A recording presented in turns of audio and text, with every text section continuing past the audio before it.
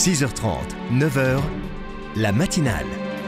7h56, c'est l'heure de l'édito dans la matinale RCF et comme chaque jeudi, nous retrouvons Benoît de Sinetti, vicaire général du diocèse de Paris. Benoît, bonjour. Bonjour Stéphanie. Vous nous parlez de guerre ce matin et de bataille. Ouais, une guerre, deux batailles.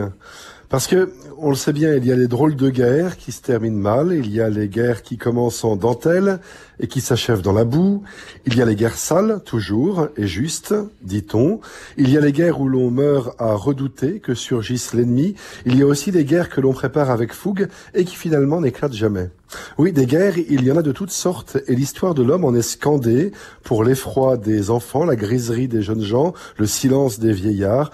Et puisque nous sommes désormais déclarés en guerre, il pourrait être utile d'essayer de comprendre quel conflit est alors envisagé. Il ne s'agit pas d'une opération militaire. Un seul hôpital de campagne, aucun tir, point de bataille d'hommes. Il y a bien des stratèges, mais ils ont troqué la tenue camouflage pour la blouse immaculée. L'ennemi est désigné, mais encore mal identifié. On semble en découvrir chaque jour un visage inattendu, et le mot d'ordre est de mobiliser les citoyens pour qu'ils se replient chez eux et n'en sortent plus. Il n'y aura donc pas d'adieux émus sur les quais de gare, ni d'au revoir touchants depuis l'embarcadère.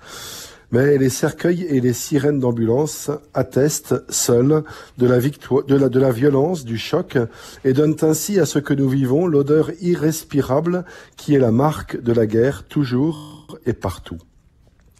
Guerre mondiale qui n'oppose plus des peuples, mais l'humanité à un virus, avec pour conséquence ce confinement qui nous oblige tous, de l'Inde à la Californie, du sud de l'Afrique au nord de l'Europe, à entrer chacun chez soi. Ce chez soi est d'importance, car il est en fait le lieu où tout se joue pour demain.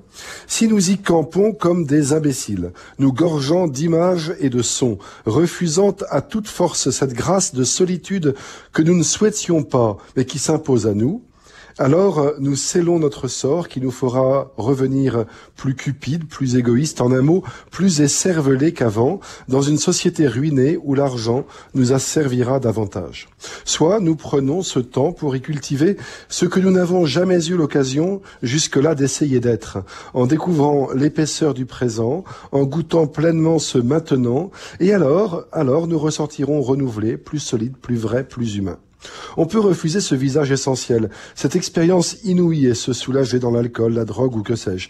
C'est accepter d'être demain l'esclave d'un monde qui retrouvera très vite ses fumées et ses pompes asphyxiantes.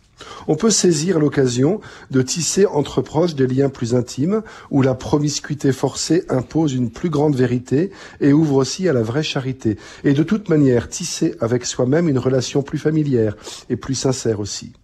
Dans cette guerre qui s'engage, il y a la première bataille que livrent les spécialistes pour sauver les victimes et détruire ce qui les blesse ou les tue. De celle-là, nous devons être spectateurs actifs et prendre nos responsabilités pour que ceux qui sont en première ligne ne luttent pas en vain.